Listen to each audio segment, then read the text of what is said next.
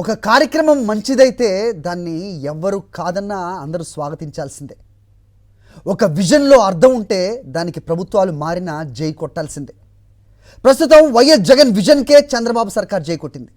YS Jagan ప్రభుత్వ హయాంలో రాష్ట్ర మానవ హక్కుల కమిషన్ హెచ్ఆర్సీ లోకాయుక్తను కర్నూల్లో ఏర్పాటు చేయడంపై నానా యాగి చేసి హైకోర్టులో పిటిషన్లు దాఖలు చేయించిన టీడీపీ ఇప్పుడు జగన్ విజన్కి జై కొట్టవలసి వచ్చింది.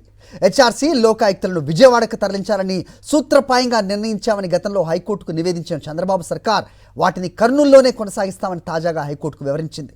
దీన్ని పరిగణలోకి తీసుకున్న హైకోర్టు ప్రభుత్వ విధాన నిర్ణయంలో తామెలా జోక్యం చేసుకోగలమని పిటిషనర్ను ప్రశ్నించింది. ఈ వ్యవహారంలో 2021లో ప్రభుత్వం దాఖలు చేసిన కౌంటర్ రికార్డ్స్లో లేకపోవడంతో హైకోర్టు తదుపరి విచారణ వచ్చే నెలకు వాయిదా వేసింది.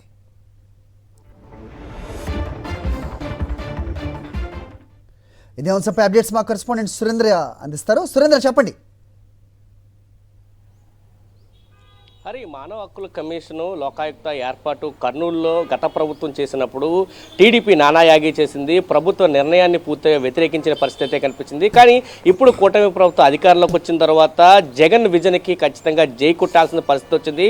నిన్న హైకోర్టులో లోకాయుక్త మానవ హక్కుల కమిషన్కి సంబంధించి తరలింపు, కర్నూలు నుంచి విజయవాడకు తరలింపుకు సంబంధించి పిటిషన్పై విచారణ సందర్భంగా ఎట్టి పరిస్థితులు విజయవాడ తరలించలేదు, మళ్ళీ కర్నూలులో కొనసాగిస్తామంటూ రాష్ట్ర ప్రభుత్వం హైకోర్టుకు తెలిపిన పరిస్థితి అయితే కనిపించింది. గతంలో 2021లో టీడీపీ నేత శైలజ ఒక పిటిషన్ని దాఖలు చేశారు. ప్రజా ప్రయోజన వాద్యం పేరుతో ఆ పిటిషన్ దాఖలు చేసిన పరిస్థితి. గత ప్రభుత్వం విజయవాడ అంటే అమరావతి రాష్ట్ర రాజధానికి ఉంటే మానవ హక్కుల కమిషన్ కర్నూలు ఏ విధంగా పెడతారంటూ ఆ పిటిషన్లో ప్రశ్నించిన పరిస్థితి కనిపించింది. దీని నేపథ్యంలోనే ఇదంతా కూడా కోర్టులో నడిచిన పరిస్థితి. అది నిన్న విచారణకు వచ్చింది. నిన్న విచారణకు వచ్చిన సందర్భంలో మానవ హక్కుల కమిషన్ మీద విచారణ చేసిన సందర్భంలో ప్రభుత్వం నుంచి పీపీగా ఉన్న వ్యక్తి చెప్పారు, మేము ఎట్టి పరిస్థితుల్లో ప్రభుత్వం నేను ప్రస్తుతం కర్నూలులోనే మానవ హక్కుల కమిషన్ని కొనసాగిస్తూ ఎట్టి పరిస్థితుల్లో విజయవాడ తరలించే అభిప్రాయం రాష్ట్ర ప్రభుత్వానికి తెలియదంటూ చెప్పిన పరిస్థితి. అయితే ఎన్నికలకి ముందు నానా యాగి చేసింది కూటమి ప్రభుత్వం గత ప్రభుత్వ హయాంలో మాజీ ముఖ్యమంత్రి ఏ నిర్ణయం తీసుకున్నా ఆ నిర్ణయానికి వ్యతిరేకంగా ఇటు కోర్టులో పిటిషన్స్ కానీ ప్రజల్లో